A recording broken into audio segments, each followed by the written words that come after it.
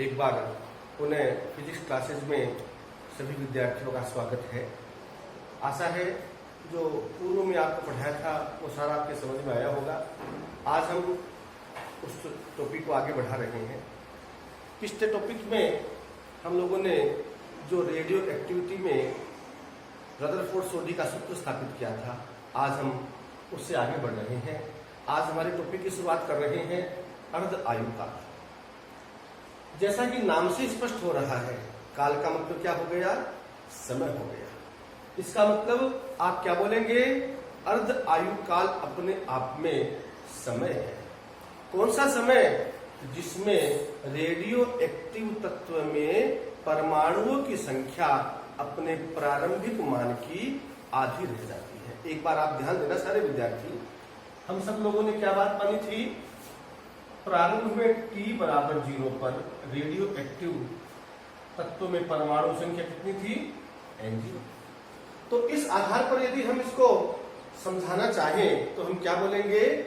अर्ध आयु काल वह समय है जिसमें किसी रेडियो एक्टिव तत्व में सक्रिय परमाणुओं की संख्या अपने प्रारंभिक मान कितना है? n0।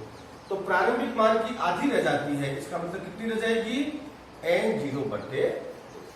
ये तो हुई इसकी परिभाषा, लेकिन परीक्षा में इसका जो प्रश्न आता है वो प्राय 2 नंबर का आता है। प्रश्न क्या बनता है?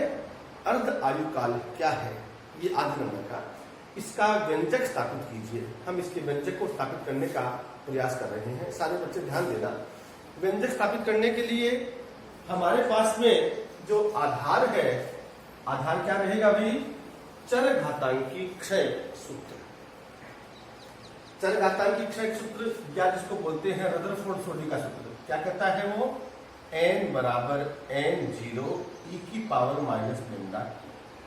इसको आपने समीकरण नंबर 1 को दिया। सारे बच्चों को ध्यान देना है। n0 का मतलब परमाणुओं की संख्या प्रारंभ में, लैम्डा का मतलब क्षयांक। अब इस अर्ध आयु काल का सूत्र स्थापित करना है। क्या कह रही है परिभाषा?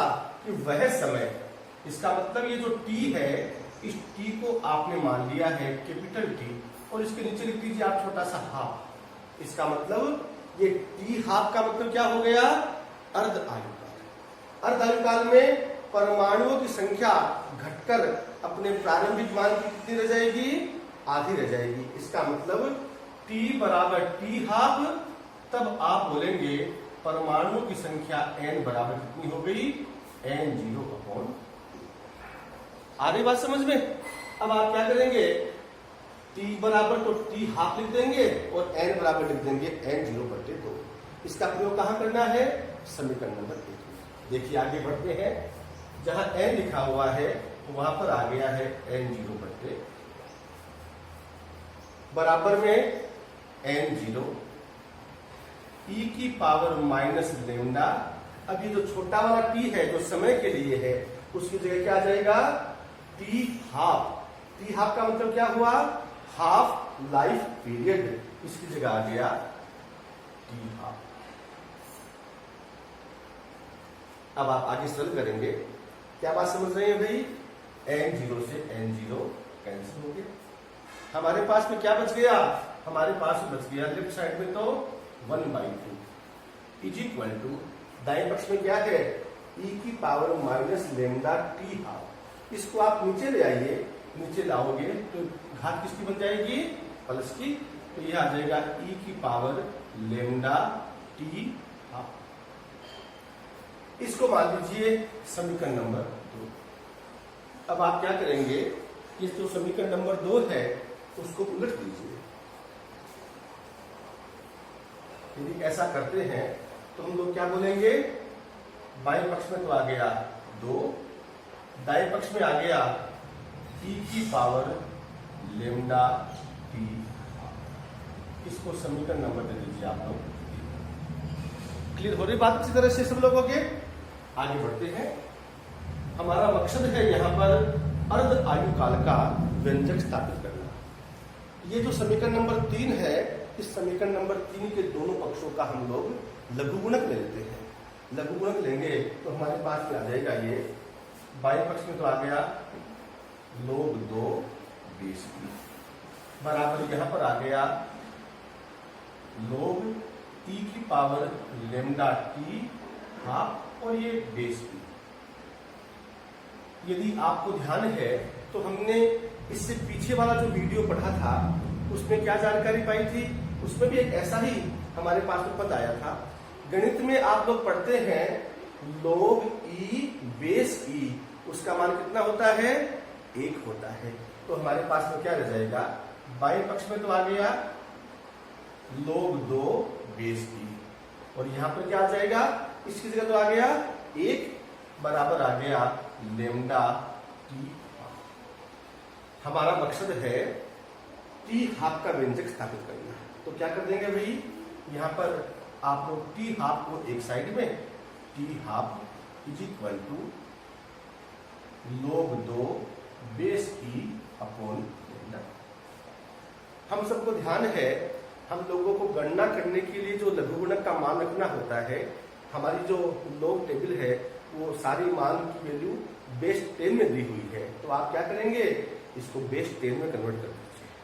गणित में हम सब लोगों को जानकारी है, यदि लघुगणक में बेस ई को बेस 10 में कन्वर्ट करते हैं तो किससे गुणा करेंगे, 2.303, ये आ गया log 2 बेस 10 बटे लैम्डा।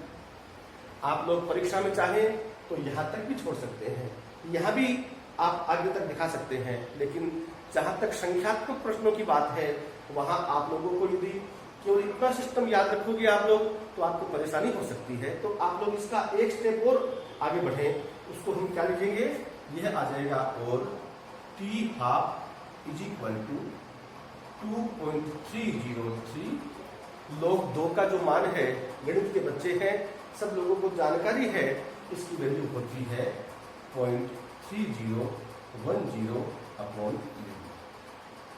इसको अपन लोग 2.303 को इससे गुणा करेंगे तो यह वैल्यू क्या आएगी, यह आ जाएगी 0.693 अपॉन।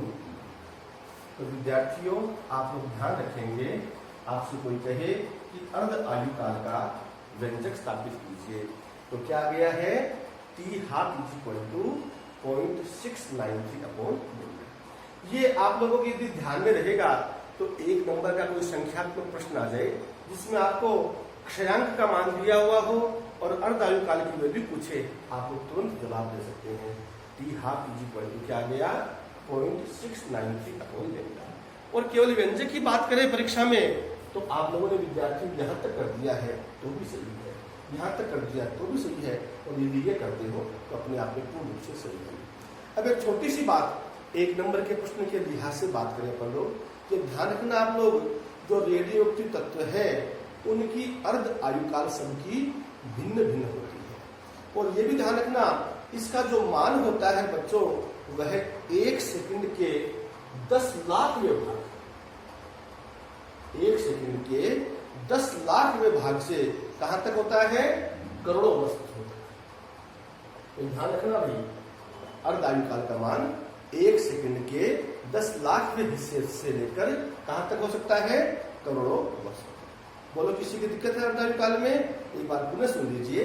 अर्ध आयुकाल वह समय है जिसमें रेडियो एक्टिव तत्व में सक्रिय परमाणुओं की संख्या अपने प्रारंभिक मान की आधी रह जाती है, उसे क्या बोलते हैं, अर्ध आयु काल।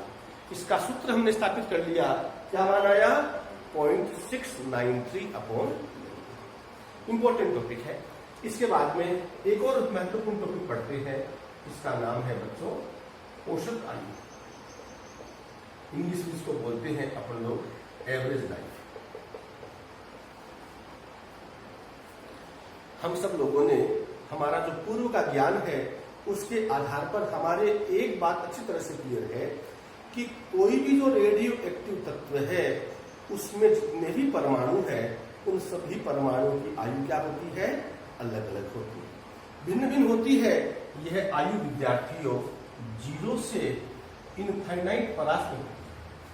तो आप क्या बोलेंगे, रेडियो एक्टिव तत्व के विभिन्न परमाणुओं की आयु भिन्न भिन्न होती है, इसका मान 0 से लेकर अनंत तक हो सकता है। अब हम लोगों ने तीसरी चौथी गणित में बात सीखी है कि औसत का मान जब भी ज्ञात करना होता है तो हम क्या बोलते हैं, राशियों का योग बट्टे राशियों की संख्या। हम लोगों को मान निकालना है औसत आयु का। औसत आयु को संकेत के रूप में लिख दिया हमने टी, और टी के नीचे लिख दिया ए फॉर एवरेज।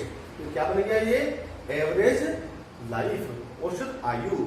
औसत आयु ज्ञात करनी है हमें, तो परिभाषा औसत वाले निकालते हैं, राशियों का योग। तो यहाँ पर क्या जाएगा, रेडियो एक्टिव तत्व में स्थित सभी परमाणुओं की आयु का योग, यानी ये हो गया राशियों का योग बट्टे राशियों की संख्या। राशियों की संख्या का मतलब रेडियो एक्टिव तत्व में स्थित परमाणुओं की संख्या।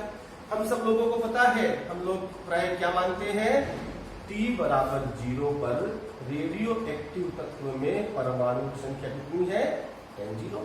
तो इस आधार पर एक सामान्य सा हमारे दिमाग में एक टॉपिक बैठ गया है कि औसत आयु बराबर S बट्टे N0। S का मतलब क्या हो गया, S का मतलब हो गया रेडियो एक्टिव तत्व में स्थित सभी परमाणुओं की आयु का कुल योग, और N0 का मतलब रेडियो एक्टिव तत्व में स्थित परमाणुओं की संख्या। अब आगे बढ़ते हैं, इसको आगे सोल्व करते हैं। हम लोगों ने प्रारंभ में बात पढ़ रखी है कि T बराबर 0 पर परमाणु की संख्या N0। रेडियो एक्टिव पदार्थों का गुण होता है कि इनमें स्वतः विघटन की क्रिया होती है। समय बढ़कर कितना हो गया, T, परमाणुओं की संख्या घटकर कितनी रह गई, N। समय बढ़कर हो गया विद्यार्थियों, मान लीजिए T प्लस dt, तो परमाणु की संख्या घटकर कितनी रह गई, N माइनस टी। ये कोई आप लोगों के लिए नई बात नहीं है। हम लोगों ने जो पहले वाले टॉपिक में बात पढ़ी थी ना, चरघातांकी क्षय सूत्र, उसमें भी ये बात हमने पढ़ी थी, उसको पुनः दोहराया जा रहा है। तो T प्लस dt समय में परमाणुओं की संख्या घटकर कितनी रह गई, N माइनस टी। इसका सामान्य अर्थ क्या हो गया कि dt समय में कितने परमाणु विकसित हो रहे हैं, Dn परमाणु। अब एक बार आप थोड़ा सा ध्यान दीजिए, यदि हम यह मान ले कि यह जो dt है इसका मान क्या है, बहुत ही अल्प है। dt का मान बहुत ही अल्प है, गणित की भाषा में इसको बोल देंगे dt टेंड्स टू 0। dt का मान बहुत अल्प, इसका मतलब विद्यार्थियों आप बोलेंगे कि ये जो Dn परमाणु है, उन Dn परमाणुओं में प्रत्येक परमाणु कितने समय तक सक्रिय रहा, T समय। सक्रिय रहने का मतलब उसकी आयु कितनी रही, T समय। तो आप क्या बोलेंगे कि Dn परमाणुओं में प्रत्येक परमाणु T समय तक सक्रिय रहा, यानी एक परमाणु की आयु कितनी हो गई, T। दो परमाणु की आयु कितनी हो गई, T प्लस T, 2T। तीन की कितनी हो गई, 3 से गुणा कर दिया। इसका मतलब Dn परमाणुओं की आयु कितनी हो गई, आप बोलेंगे एक परमाणु की आयु कितनी, T।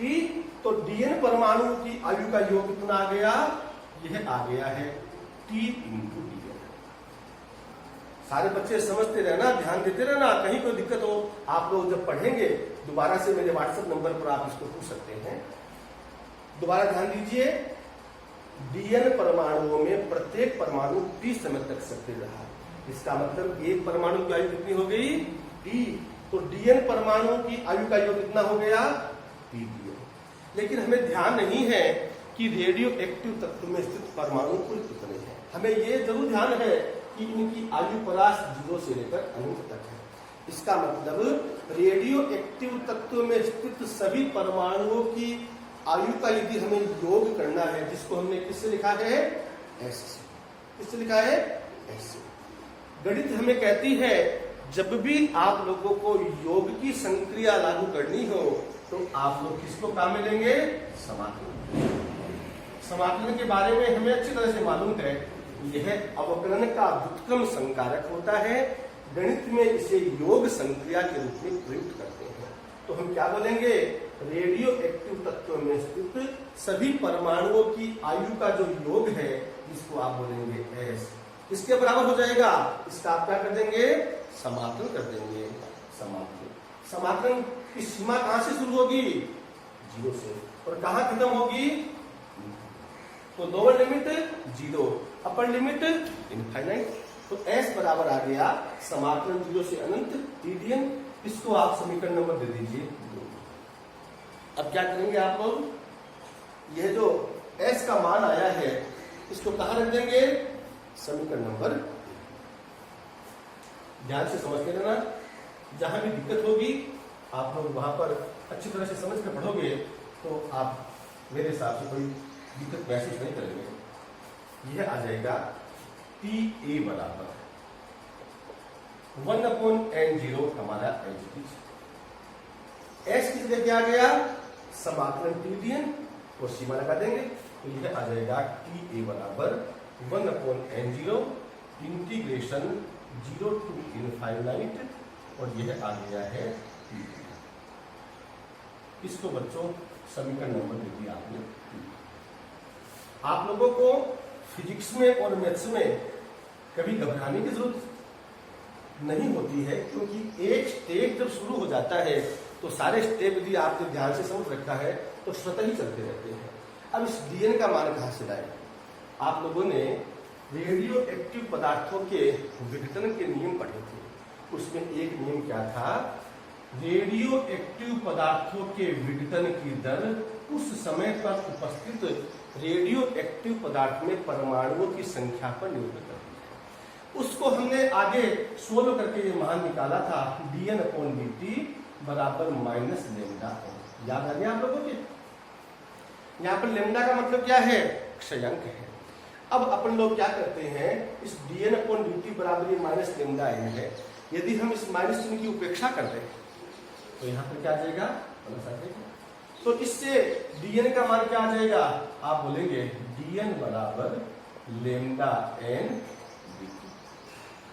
dN की जगह आ गया λn। तो जहां dN दिखाई दे रहा है वहां ये मान देंगे।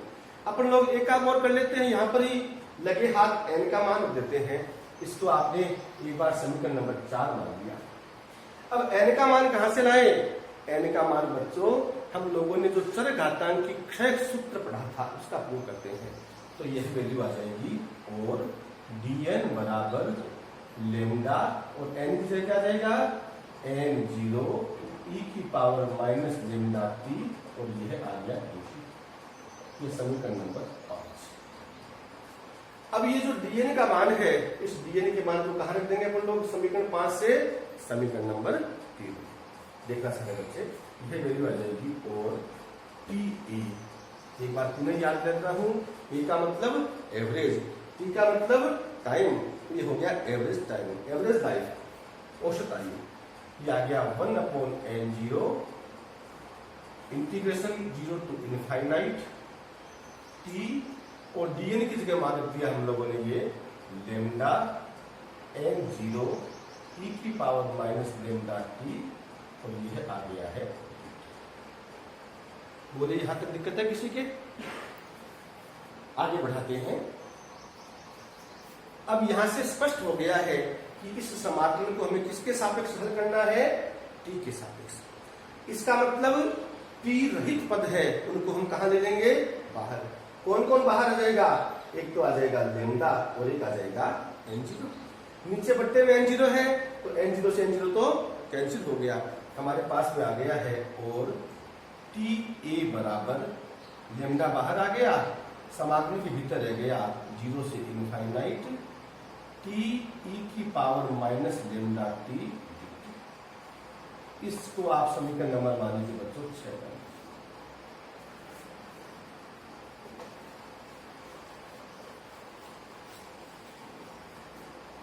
अब इस समाकलन को हमें सोल्व करना है।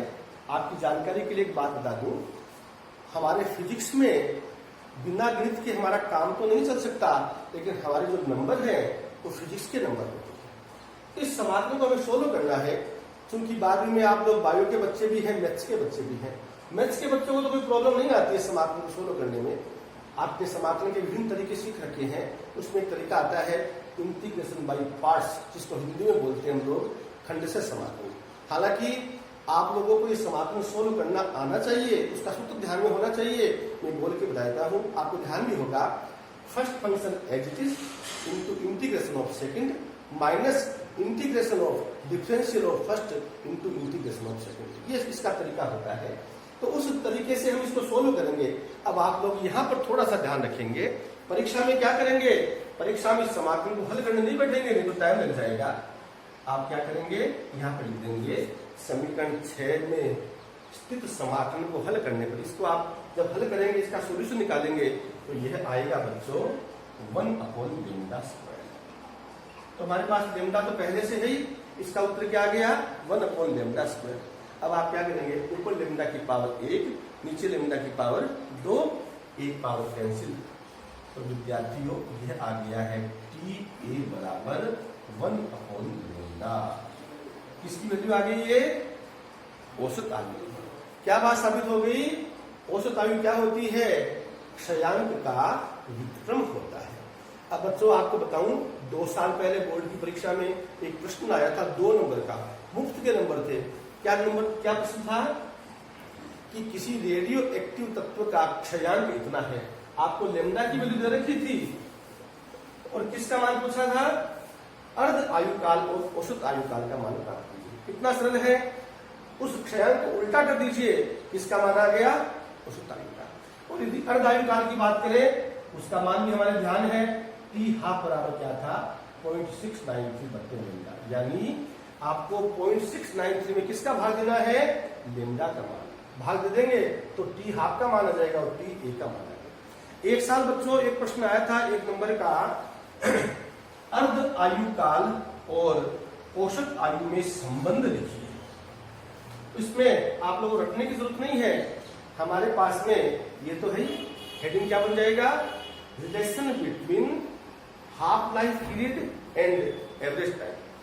हमारे पास सूत्र क्या है, T½ बराबर 0.693/λ। इसको थोड़ा सा हमने रीअरेंज कर लिया, ये आ गया है T½ = 0.693 × 1/λ। अभी आपने 1 मिनट पहले व्यंजक स्थापित किया है, क्या स्थापित किया है कि T एवरेज बराबर क्या होता है 1/λ। इसका मतलब यह जो 1/λ है उसको आप किससे हटा सकते हैं, TA से। तो वैल्यू क्या आ जाएगी, वैल्यू आ जाएगी T½ = 0.693 × TA। ये बच्चों संबंध आ गया छोटा सा, अर्ध आयुकाल और औसत आयुकाल में संबंध। बोले किसी की दिक्कत है, तो कुल मिलाकर ये जो रेडियो एक्टिविटी में ज्यादातर जो प्रश्न पूछे जाते हैं उसमें या तो 3 नंबर का प्रश्न आएगा तो रदरफोर्ड-सोनी का सूत्र आता है, अर्ध आयुकाल का प्रश्न आता है 2 नंबर का, तो यह आता है अर्ध आयुकाल क्या है, इसका व्यंजक स्थापित कीजिए। या क्या आता है, कोई सवाल आता है, आपको क्षयांक का मान दिया हुआ रहता है, आपसे अर्ध आयुकाल की वैल्यू पूछी जाती है। या प्रश्न ऐसा भी बन सकता है, अर्ध आयुकाल और औसत आयु में संबंध लिखिए। इस पर एक प्रश्न बन सकता है, आपको क्षयांक का मान देकर अर्ध आयुकाल का और औसत आयुकाल का मान पूछा जा सकता है। तो मेरे हिसाब से कोई दिक्कत नहीं है, बता सकते हैं आप लोग आराम से, कहीं दिक्कत नहीं होगी। अब अपन लोग थोड़ा सा और पढ़ लेते हैं, छोटी सी बात पढ़ लेते हैं। आज वाला जो टॉपिक है हमारा वह है, ये भी बहुत महत्वपूर्ण है, अनेकों बार परीक्षा में आ चुका है, जिसको परीक्षा में अल्फा क्षय के नाम से पूछा जाता है। अल्फा क्षय है, बीटा क्षय है, गामा क्षय है। लेकिन इन क्षय को पढ़ने से पूर्व बच्चों हमें ये तो पता होना चाहिए कि आखिर में ये अल्फा बीटा गामा क्या है। रेडियो एक्टिव तत्व से जब विघटन होता है, वो जो रेडिएशन है, उन रेडिएशन को अल्फा बीटा और गामा नाम देते हैं। अपन लोगों ने लोअर क्लासेस में इनके बारे में व्यापक जानकारी ले रखी है, फिर भी सामान्य तौर पर इसकी संक्षिप्त जानकारी लेते हैं, इसकी नेचर की बात करते हैं। अल्फा क्या है, अल्फा के बारे में हम क्या बोलेंगे, अल्फा है हीलियम परमाणु के नाभिक, जिसको हम बोलते हैं, दर्शाते हैं 2He4। बीटा क्या है, बीटा है विद्यार्थियों ऋणावेशित इलेक्ट्रॉन। और क्या है ये, धनावेशित पॉजिट्रॉन। ये आप लोगों की नया शब्द है, इसको तो बोलते हैं ऋणावेशित इलेक्ट्रॉन और इसको क्या बोलेंगे, धनावेशित पॉजिट्रॉन।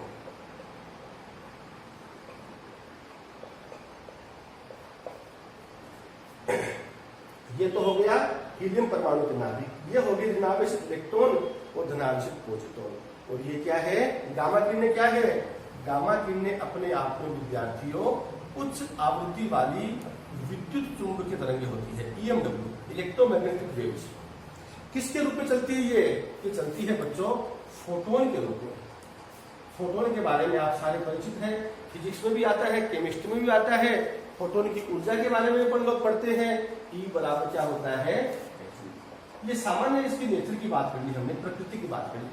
यदि हम बात करें आवेश के मान की, तो ये जो अल्फा कण है, इस अल्फा कण का जो आवेश होता है, आप क्या बोलेंगे, प्रोटॉन के आवेश का 2 गुना। अल्फा कण पर जो आवेश होता है वह होता है प्रोटॉन के आवेश का 2 गुना। यदि प्रोटॉन के आवेश को आप Qp से दर्शाएं तो आप बोलेंगे अल्फा कण पर आवेश क्या हो गया, प्रोटॉन के आवेश का 2 गुना।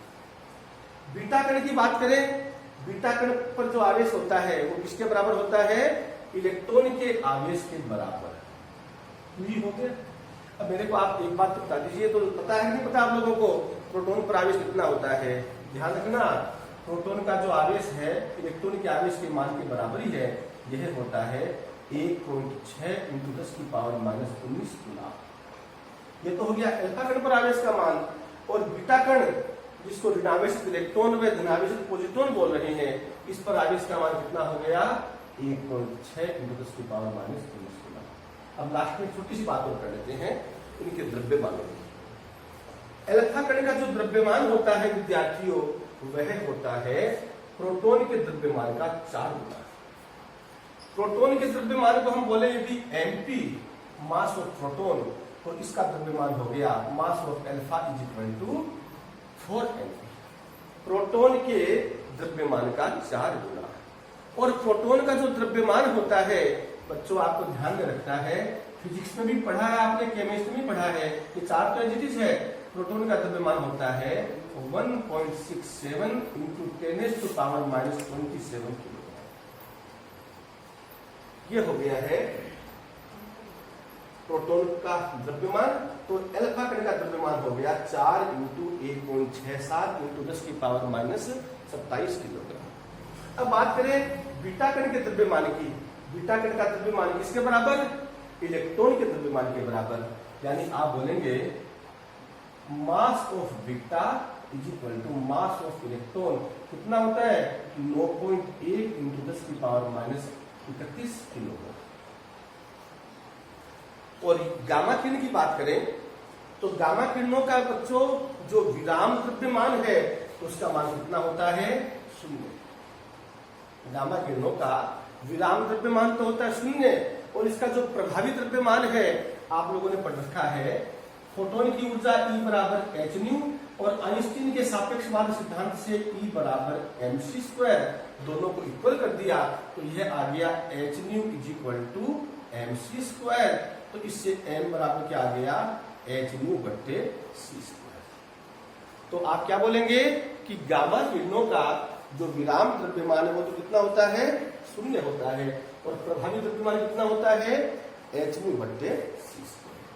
अब बात करें यदि अपन लोग यहाँ पर इनके स्पेक्ट्रम की बात करें, अल्फा कण का स्पेक्ट्रम कैसा होता है, रेखीय होता है। बीटा कण का सतत होता है, गामा किरण का रेखीय होता है। ये अल्फा बीटा गामा के अपन लोगों ने सामान्य गुण पढ़ लिए हैं। आगे की जो हमारी क्लास होगी उस क्लास में अपन लोग अल्फा क्षय क्या होता है, बीटा क्षय क्या होता है, और गामा क्षय क्या होता है, ये सारी बातें अपन लोग पढ़ेंगे। ठीक है, आशा है आप सबकी समझ में आया होगा। फिर भी कोई दिक्कत रह जाए आपके तो आप मेरे व्हाट्सएप नंबर पर कॉल कर सकते हैं। मेरे व्हाट्सएप नंबर आपको बता दूं 9414777231। धन्यवाद।